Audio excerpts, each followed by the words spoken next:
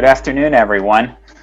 Wanted to talk a little bit from our recent video posts on the Withum website regarding labor union compliance, along with Department of Labor Form LM2 and the new Form T1.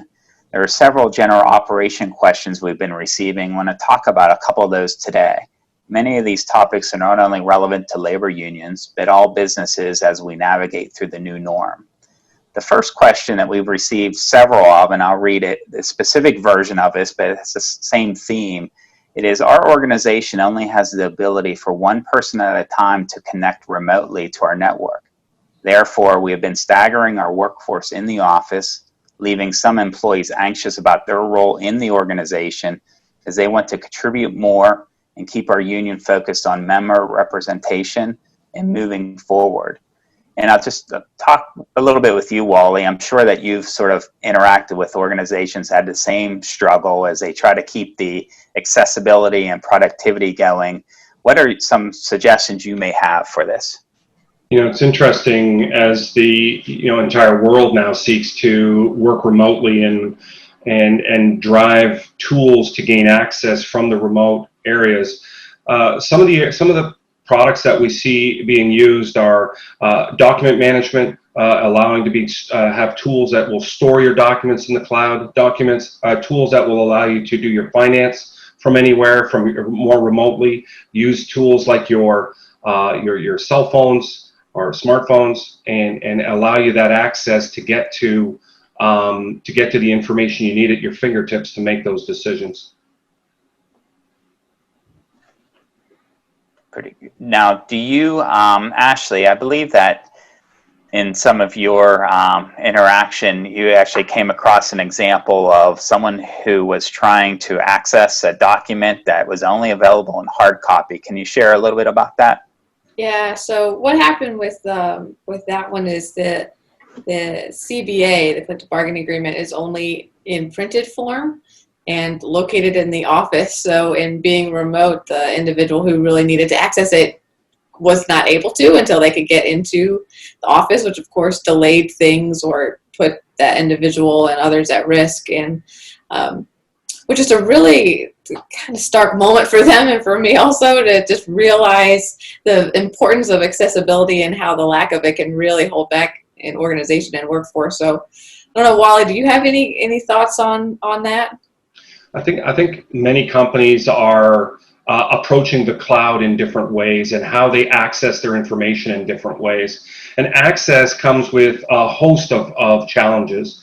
But in your example, if they would have put that document in the cloud, in a cloud storage, or up in a library that they could then access remotely, we could then access basically right on their phones. They'd have the ability to access and see that particular document by way of example. I think people are getting more comfortable as everybody has a different journey to the cloud, as I said. And I think people are getting more and more comfortable to accept that their documents can be stored in the cloud in that case. It's going to be area by area or company by company's decision to move to the cloud.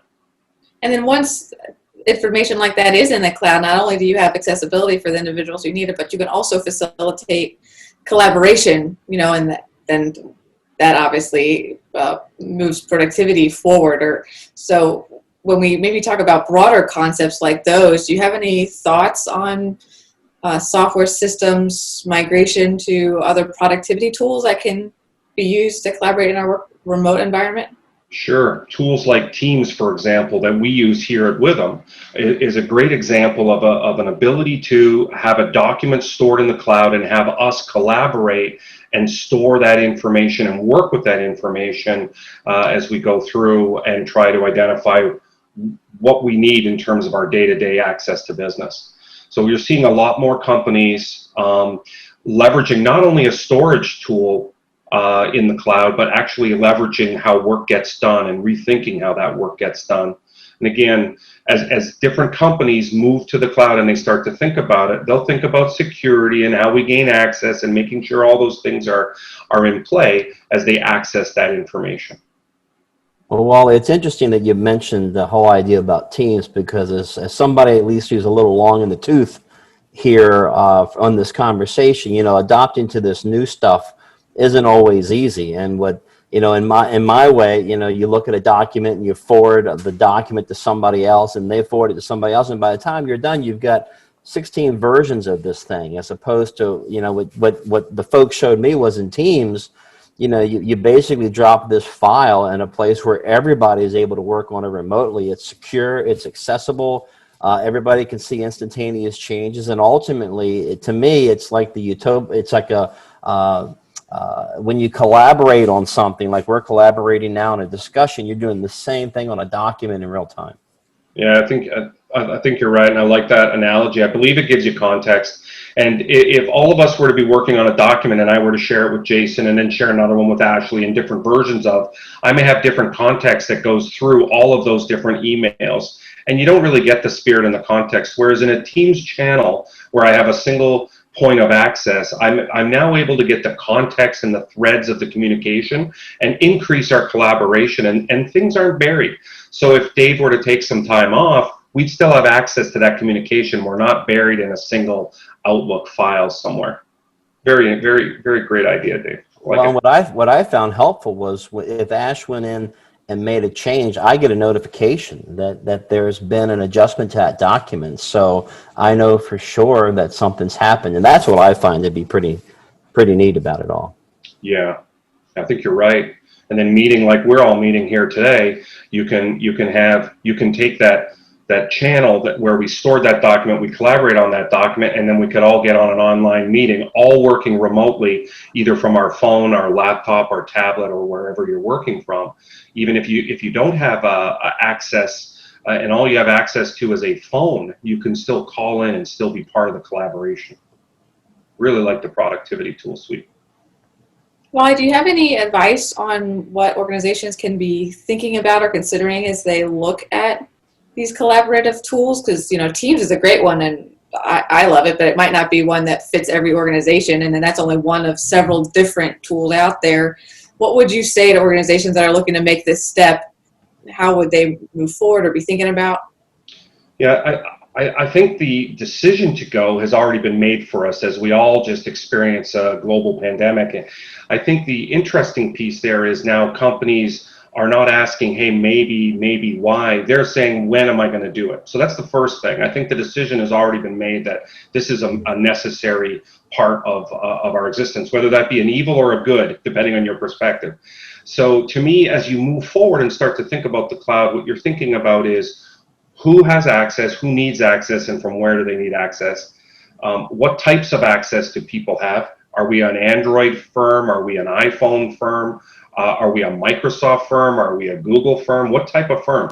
All those things are going to factor into what an organization's journey will look like, if we can call that a take me to the cloud type journey. And so as they go through that, they should consider their options and explore them. And then once they have all their options in front of them, make a coherent decision as to what comes first, what comes second, the so-called sequence of events. Email first is a traditional one, then chat, then collaboration on documents, etc. And there's a nice progression that you can do. Don't have to take it all at once. So Wally, as I've been kind of taking this conversation in, it seems to me, to summarize what you're saying, if you want ultimate collaboration and ultimate productivity, the only way to get that is to go in the cloud. Would that be pretty accurate? Yeah, I think that's a fair statement in general. I still believe there's an area of documentation, for example, great big video files. There's some things that maybe are better on servers, but for the most part, for productivity, as what you alluded to, for us working together and collaborating, there is no better platform to get to, as we all consider how we're going to go there and get there in a future timeline. Great, thanks, Wally. This was a great conversation.